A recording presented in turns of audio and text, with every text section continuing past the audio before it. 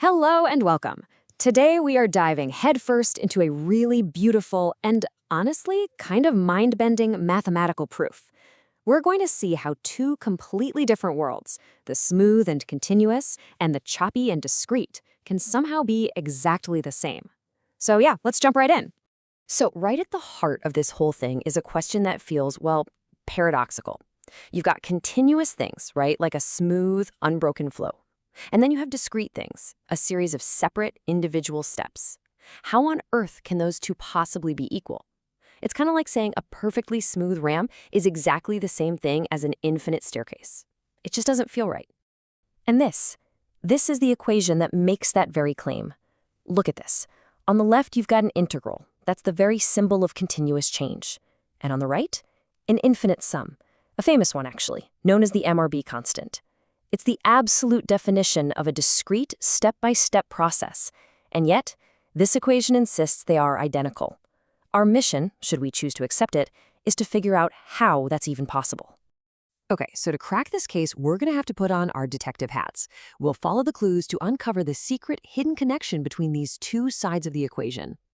So let's be super clear about our two suspects here. The integral on the left, think of that like measuring the area under a perfectly smooth, flowing curve. You're accounting for every single point along the way, no gaps whatsoever.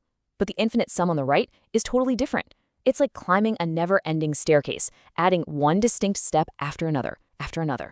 So where's the bridge that connects these two? Well, here's the first big twist in our investigation.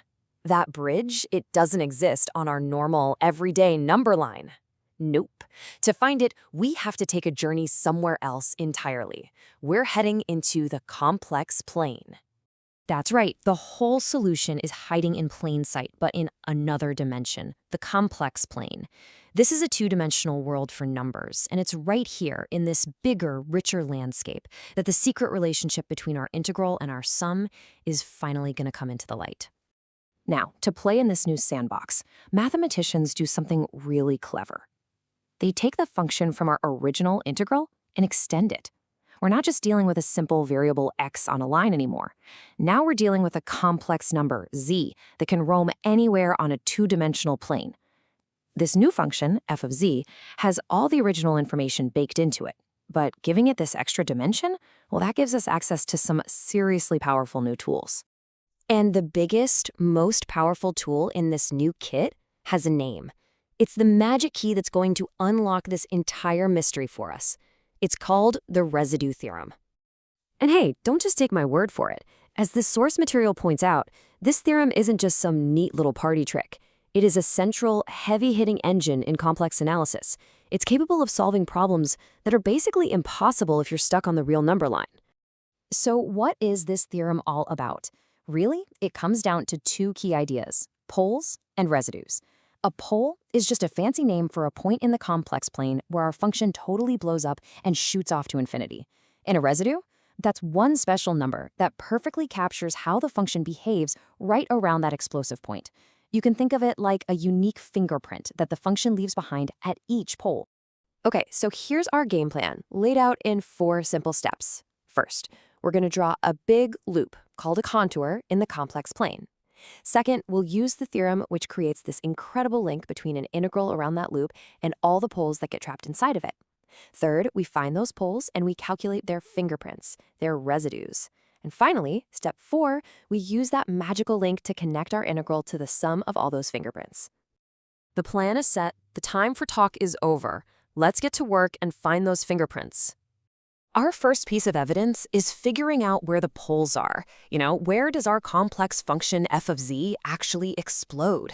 And it turns out the poles are sitting right there on the number line at every single positive integer, 1, 2, 3, 4, and on and on and on to infinity.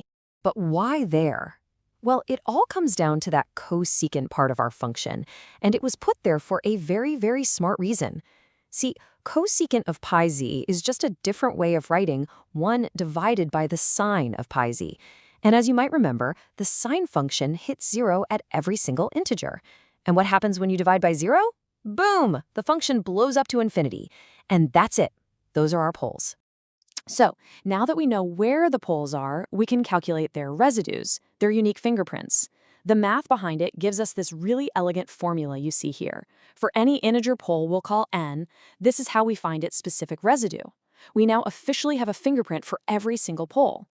And just like that, we have all the pieces. We've got our path, we found the poles inside it, and we have a fingerprint for every single one. It is time to put this all together and close the case. And here it is, the grand finale. The residue theorem says something absolutely amazing.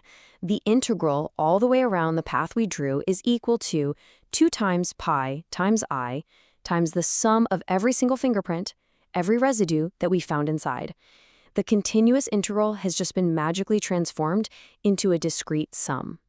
And this right here, this is the moment of truth. When we take that formula for the residues and add them all up, what do we get?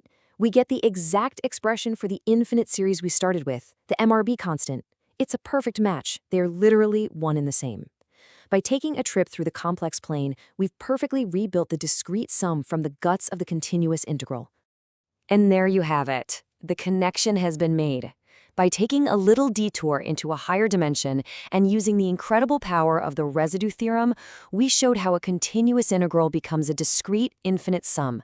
The impossible became possible. The mystery is solved.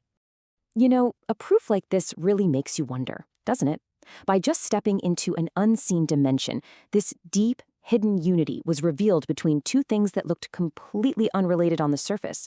It leaves you with this final big question. What other secret bridges between completely different mathematical worlds are just out there, waiting for us to find them?